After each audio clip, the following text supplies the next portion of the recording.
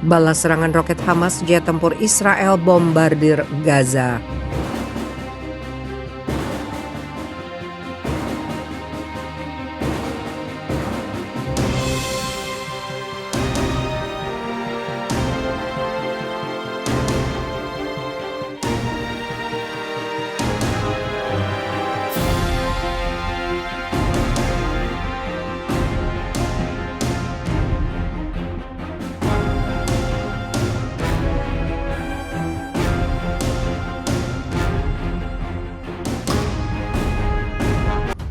Balas serangan roket Hamas, jet tempur Israel bombardir Gaza.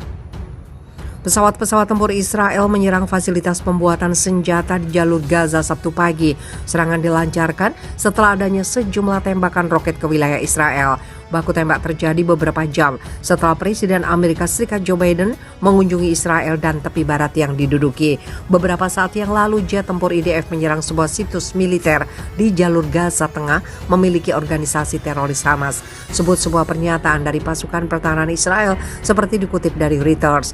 Situs militer terdiri dari komplek bawah tanah yang berisi bahan baku yang digunakan untuk pembuatan roket.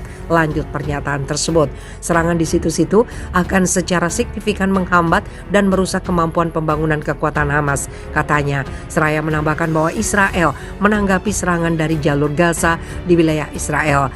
Menurut militer Israel, pada malam hari ada 2 peluncuran terpisah, masing-masing 2 roket menuju wilayah Israel.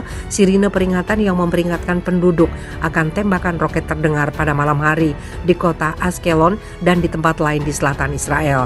Militer Israel mengatakan salah satu roket telah dicegat, sementara 3 lainnya jatuh di tanah kosong. Serangan roket terjadi beberapa jam setelah Presiden Biden mengunjungi Israel dan tepi barat, tidak lama setelah dia mengumumkan kesepakatan antara Israel dan Arab Saudi.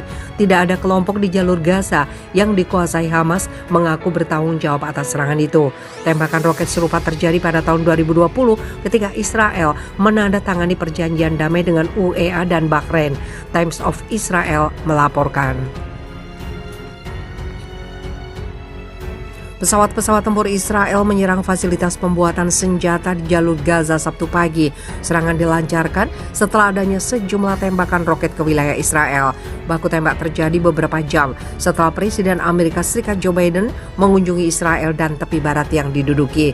Beberapa saat yang lalu, jet tempur IDF menyerang sebuah situs militer di jalur Gaza Tengah memiliki organisasi teroris Hamas. Sebut sebuah pernyataan dari pasukan pertahanan Israel seperti dikutip dari Reuters.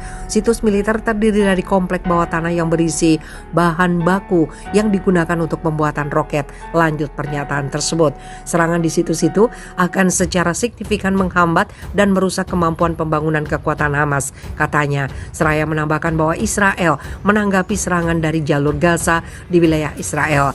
Menurut militer Israel, pada malam hari ada 2 peluncuran terpisah, masing-masing 2 roket menuju wilayah Israel. Sirine peringatan yang memperingatkan penduduk akan tembakan roket terdengar pada malam hari di kota Ashkelon dan di tempat lain di selatan Israel.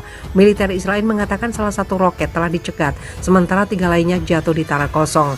Serangan roket terjadi beberapa jam setelah Presiden Biden mengunjungi Israel dan tepi barat, tidak lama setelah dia mengumumkan kesepakatan antara Israel dan Arab Saudi.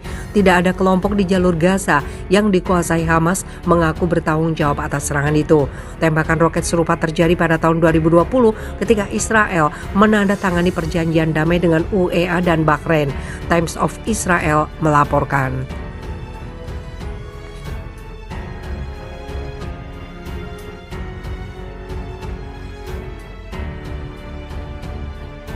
Israel diambang kebinasaan dalam siklus 80 tahunan oleh Anwar Hudijono, wartawan senior tinggal di Sidoarjo. Gawat, Perdana Menteri Israel Naftali Bennett memperingatkan kepada rakyatnya terhadap siklus 80 tahunan Israel berupa perpecahan, konflik. Kesimpulan besarnya, Israel berada di ambang kehancuran. Kita bertanya-tanya, apakah kita akan mampu melestarikan Israel? Ujar Bennett Mashgol. Menurut Bennett, saat ini mendekati siklus 80 tahunan ketiga. Perpecahan pertama terjadi saat 80 tahun Israel dibentuk terbentuk. Perpecahan kedua pas 77 tahun setelahnya. Sekarang hidup di era ketiga dan mendekati 80 tahun. Peringatan Bennett ini boleh dibilang merupakan akumulasi serangkaian peringatan yang disampaikan tokoh Yahudi, termasuk kalangan Robi, pemimpin agama Yudaisme. Salah satunya ditayangkan di YouTube oleh channel Rian Hamzah dengan judul Ibadah di Sinagog Ricuh. Konten itu mulai tayang 1 tahun lalu, dilihat 1,7 juta 11.000 like. Dalam tayangan itu divisualkan seseorang, kemungkinan rabi, berteriak-teriak di dalam sinagog sambil mendorong dan menampar orang lain. Mari keluar dari Palestina karena waktunya turun laknat kepada kaum Yahudi. Itu telah tiba.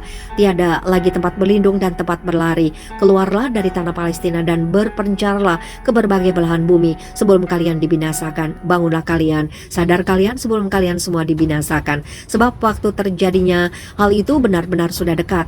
Pandangan orang di video itu merupakan representasi dari kelompok tertentu di komunitas Yahudi dunia, termasuk pemikir Yahudi di Amerika Serikat, Noam Chomsky. Mereka berpandangan bahwa mereka tidak punya hak atas tanah Palestina karena Tuhan melarang mereka kembali sebagai hukuman di dunia atas dosa mereka. Adolf Hitler, sebenarnya bangsa Yahudi bukan lagi akan terpecah, tetapi memang sudah terserpih-serpih, saling bermusuhan sampai-sampai Menteri Luar Negeri Rusia Sergei Lavrov belum lama ini mengatakan sejarah mencatat yang menghancurkan Yahudi itu sesama Yahudi. Lantas dia menunjuk Adolf Hitler berdarah Yahudi.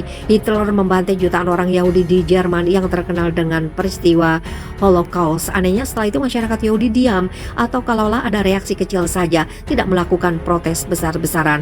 Bahkan sebelum Presiden Putin meralat anak buahnya karena sebenarnya kaum Yahudi takut untuk dilakukan penelitian terhadap genetika Hitler, sekaligus takut rahasia Holocaust terbongkar. Diduga Holocaust itu rekayasa eliter Yahudi dunia agar orang Yahudi diaspora mau pindah ke Israel.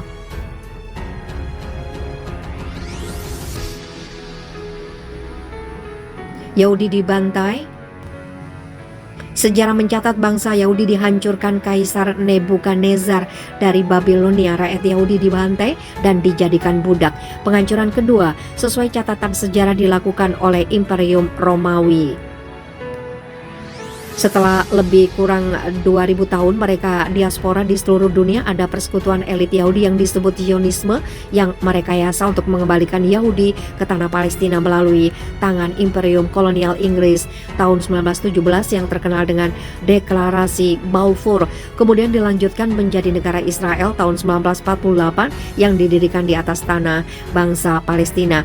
Sebenarnya Zionisme itu adalah baju lain dari Yaksus dan Makjus. Ibarat serigala berganti mantal sehari 100 kali pun tetap serigala.